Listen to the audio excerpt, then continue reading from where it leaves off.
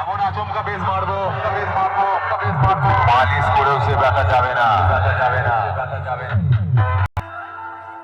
কোনো কথা শুনতে চাই না, বলে কোন টাকা নেব না বন্ধু, বউটা মাধুরীর মতো